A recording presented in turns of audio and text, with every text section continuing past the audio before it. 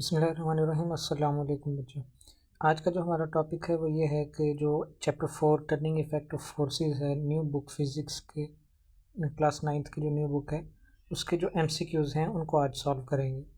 तो सबसे पहले आज देखते हैं ये जो एक्सरसाइज के क्वेश्चंस हैं एमसीक्यूज़ के वो कौन कौन से हैं और क्या क्या पूछा गया है इनमें।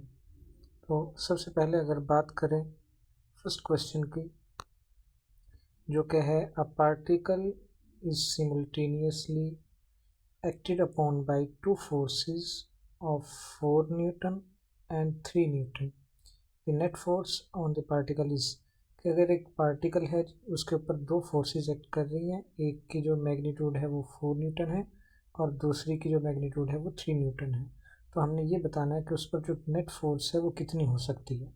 तो ऑप्शंस अगर देखें तो उसमें जी ऑप्शन ए में 1 न्यूटन है, ऑप्शन बी में है 1 न्यूटन और 7 न्यूटन के दरमियान होगी वो, या फिर ऑप्शन सी में अगर देखें तो 7 न्यूटन उसका रिजल्टेंट होगा या फिर 0 न्यूटन रिजल्टेंट होगा।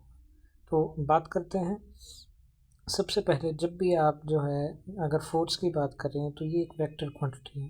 तो जब भी वेक्टर्स को ऐड किया जाता है तो उनका जो रिजल्टेंट होता है वो डिपेंड करता है उनके दरमियान एंगल, जिसको हम थीटा से रिप्रेजेंट करते हैं। तो ये जो थीटा है ये कितना है, ये किस तरह चेंज हो रहा है, इसके ऊपर डिपेंड करता है कि उन दोनों फैक्टर्स की मैग्नीट्यूड कितनी होगी। अब यहाँ पर देखें, अगर हम यहाँ पर एक्सप्लेनेशन देखें तो एक्सप्लेनेशन में बताया हुआ है कि इनकी जो मैक्सिमम इनपुट हो सकती है, रिजल्टेंट हो सकता है, वो हो सकता है इन फोर्सेस की मैग्नीट्यूड के सम के इक्वल, और इनका जो मिनिमम रिजल्टेंट हो सकता है वो इनके डिफरेंस के इक्वल हो सकता है। ये क्यों लिखा हुआ है यहाँ पर कि देखें, अगर दो वेक्टर्स जो हैं, अगर दो फोर्सेस एक दूसरे के पैरेलल एक्ट कर रही हैं तो उनके सम के इक्वल होगी उनकी मैग्नीट्यूड, उसकी रिजल्टेंट फोर्स। और अगर दो फोर्सेस एक दूसरे के ऑपोजिट डायरेक्शन में एक्ट कर रही हैं तो उस केस में उन पर लगने वाली जो फोर्स होगी वो ऑपोजिट डायरेक्शन में होने की वजह से उनके सब्ट्रैक्शन डिफरेंस के इक्वल होगी। तो यहाँ पर देखें, अगर हम 4+3 करें तो वो 7 आ रहा है, और 4 - 3 करें तो आंसर 1 आ रहा है। तो यानी आंसर जो हो सकता है वो मिनिमम कितना हो सकता है जी, 1 हो सकता है, और मैक्सिमम 7 तक जा सकता है। तो आंसर हमारा जो है वो 7 और 1 के दरमियान कहीं हो सकता है या 7 हो सकता है। तो इसका आंसर बी होगा कि जो फोर्स का रिजल्टेंट होगा वो क्या होगा, 1 और 7 के दरमियान होगा। अब बात करते हैं क्वेश्चन नंबर 2 की। क्वेश्चन नंबर 2 क्या है, a force F is making an angle of 60 degree with the x axis। एक फोर्स F एक्ट कर रही है किसी भी ऑब्जेक्ट पर, उसकी मैग्नीट्यूड नहीं बताई हुई है, यहाँ पर वर्ड रखना है, आपने ध्यान रखना है। और वो फोर्स जो है वो 60 डिग्री के एंगल पर एक्ट कर रही है एक्स एक्सिस के साथ। आगे वो पूछ रहा है it's Y component is equal to, कि इसका वाई कंपोनेंट किसके इक्वल होगा। तो ऑप्शंस दिए हुए हैं जी, F cos theta, F sine theta, F tan theta, F cot theta. तो देखें सबसे पहले तो अगर हमने रेक्टेंगुलर कंपोनेंट्स वाला टॉपिक देखें तो उसमें हॉरिजॉन्टल और वर्टिकल कंपोनेंट्स निकालने के लिए हमने ट्रिग्नोमेट्रिक फ्रैक्शंस या ट्रिग्नोमेट्रिक रेशियोज़ को अप्लाई किया था। तो वर्टिकल कंपोनेंट जो होता है वो ड्राइव किया जाता है एफ साइन थीटा से, एफ वाई जो होता है वो इक्वल होता है एफ साइन थीटा के। तो यहाँ पर अगर हम इस फार्मूले में थीटा की जो वैल्यू दी हुई है 60 डिग्री पुट करते हैं तो ये बन जाएगा जी एफ साइन 60 डिग्री। तो असल आंसर जो है हमारा वो है जी B option, F sine 60 degree. तो ये आंसर हो गया क्वेश्चन नंबर 2 का। क्वेश्चन नंबर 3 की तरफ चलते हैं। क्वेश्चन नंबर 3 जी है, moment of force is equal to, के फोर्स का जो मोमेंट होता है वो किसके इक्वल होता है। तो ये याद रखें जी कि जो टॉर्क है उसी का दूसरा नाम मोमेंट ऑफ फोर्स भी है। तो टॉर्क क्या है, turning effect of force about a point और axis is called moment of force और टॉर्क। तो याद रखें, अगर एक टॉर्क वर्ड आ जाए या मोमेंट ऑफ फोर्स आ जाए, दोनों एक ही चीज़ है, तो इसका आंसर टॉर्क होगा। नेक्स्ट एमसीक्यूज की तरफ देखते हैं। एमसीक्यू नंबर 4 क्या है जी? If a force if F1 and F2 are acting on a body and ta is the torque produced, कि अगर दो फोर्सेस हैं F1 और F2 वो एक बॉडी पर एक्ट कर रही हैं जिनकी वजह से टॉर्क उनमें प्रोड्यूस हो रहा है। The body will be in equilibrium when, तो बॉडी इक्विलिब्रियम में कब होगी ये बताना है। तो एक तो चीज़ यहाँ पर देखें कि इक्विलिब्रियम की दो कंडीशंस हैं। कि पहली कंडीशन क्या है ट्रांसलेशनल इक्विलिब्रियम के लिए, जो है कि जितनी भी फोर्सेस उस बॉडी पर एक्ट कर रही हैं उनका सम जो हो वो कितना हो जी? ज़ीरो हो। और रोटेशनल इक्विलिब्रियम के लिए जो सेकंड कंडीशन है उसके मुताबिक उस बॉडी पर लगने वाला जितना भी टॉर्क है या जितना भी टॉर्क उसमें प्रोड्यूस हो रहा है उसका समेशन भी कितना होना चाहिए जी? ज़ीरो होना चाहिए। तो बॉडी क्या कहलाएगी? कंप्लीटली इक्विलिब्रियम में कहलाएगी। तो यहाँ पर अगर ऑप्शन देखे जाएं तो फर्स्ट ऑप्शन जो है summation force is equal to zero and sigma tau is equal to zero is the correct option. तो अब बात करते हैं जी नेक्स्ट एमसीक्यू की।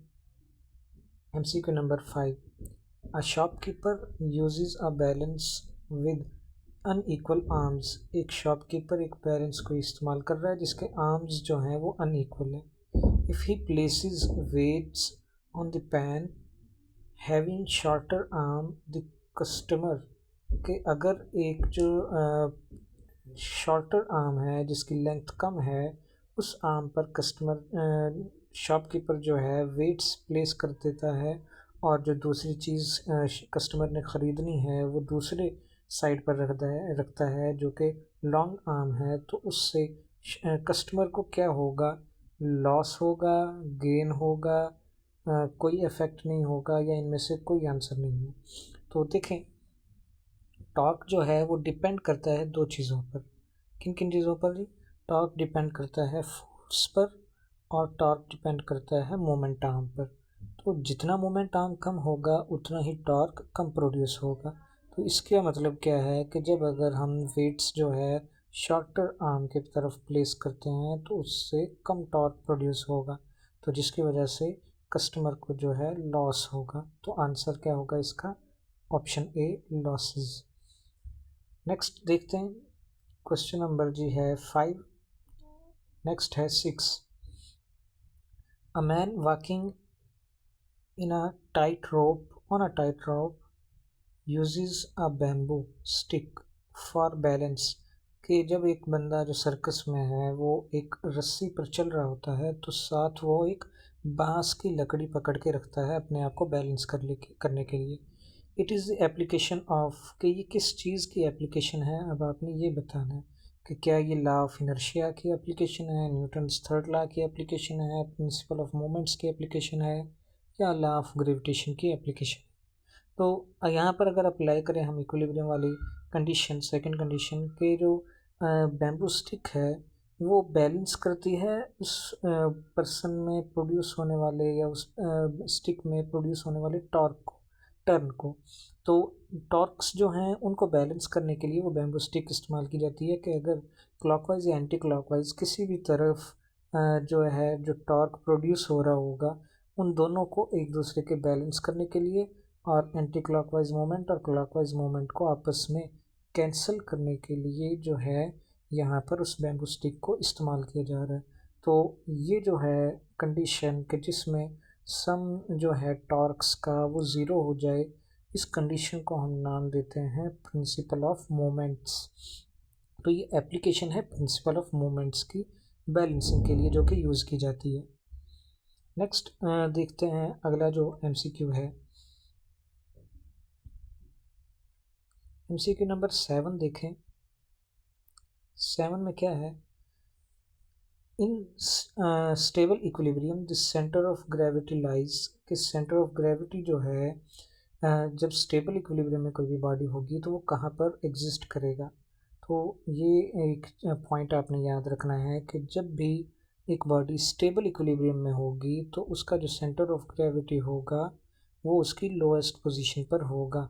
अब इसमें जब भी हम किसी भी बॉडी को उसकी उस स्टेबल पोजीशन से मूव करवाएंगे तो वो अपनी जो सेंटर ऑफ ग्रेविटी है उसको रेज करेगा, ना कि कम करेगा। तो जब भी कोई भी बॉडी स्टेबल इक्विलिब्रियम में है तो उसका जो सेंटर ऑफ ग्रेविटी होगा वो हमेशा लोएस्ट पोजीशन पर होगा। और इसी तरह अगर हम अनस्टेबल इक्विलिब्रियम की बात करें तो उसमें जो सेंटर ऑफ ग्रेविटी होता है वो इसके हाईएस्ट पोजीशन पर होता है। और न्यूट्रल इक्विलिब्रियम की बात करें तो उसमें उसकी जो पोजीशन है वो सेम रहती है, वो चेंज नहीं होती। तो अब बात करते हैं ऑप्शन क्वेश्चन नंबर 8 की। The centre of mass of a body के किसी भी बॉडी का सेंटर ऑफ मास कहाँ पर पाया जाता है, तो वो कहाँ पर पाया जाएगा। तो इसका आंसर देखें कि जो सेंटर ऑफ मास है वो डिपेंड करता है किसी भी बॉडी की शेप और मास डिस्ट्रीब्यूशन पर, कि किस तरह की उस बॉडी की शेप है और उसकी डिस्ट्रीब्यूशन कैसे है। जैसे कि एक रिंग है, या फिर एक हॉलो स्फीयर है, या फिर एक डेंस स्फीयर है जो कि फिल हुई पड़ी है। एक सॉलिड मैस है तो उसका और इसी तरह उसमें मैस डिस्ट्रीब्यूशन यूनिफॉर्म होगी। तो इस तरह डिपेंड करता है कि सेंटर ऑफ मैस कहाँ पर लाई करेगा। तो वो हो सकता है कि उस बॉडी के अंदर लाई करे, उसके आउटसाइड लाई करे। तो इसका ऑप्शन डी होगा कि मे लाई विद इन, आउटसाइड और ऑन द सरफेस। के सेंटर ऑफ मैस जो है वो सरफेस पर भी हो सकता है, वो बॉडी के इनसाइड भी हो सकता है, या फिर आउटसाइड भी हो सकता है। जैसे एक बाउल होता है तो उसका सेंटर ऑफ मैस बाहर होता है इसके। और इसी तरह एक कार्डबोर्ड अगर आप ले रहे हैं तो उसका सेंटर ऑफ मैस जो होता है उसकी सरफेस पर होता है। अच्छा जी, MCQ नंबर 9 रह गया और 10 रह गया। तो 9 को देखें। इन cylinder resting on it's circular base is.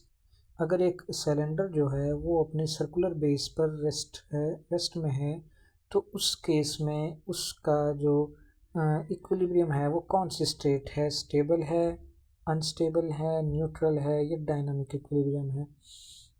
अच्छा जी, जब भी एक बॉडी जो है सिलेंड्रिकल सरफेस जो है वो अपने सर्कुलर बेस पर एग्जिस्ट करती है तो वो स्टेबल इक्विलिब्रियम में होगी। अगर वो ऑब्जेक्ट जो है वो अपनी वो जो उसकी हम कह सकते हैं कर्व्ड शेप पर एग्जिस्ट प्लेस्ड है तो वो न्यूट्रल इक्विलिब्रियम में होगा। तो यहाँ पर इसका आंसर होगा जी स्टेबल इक्विलिब्रियम।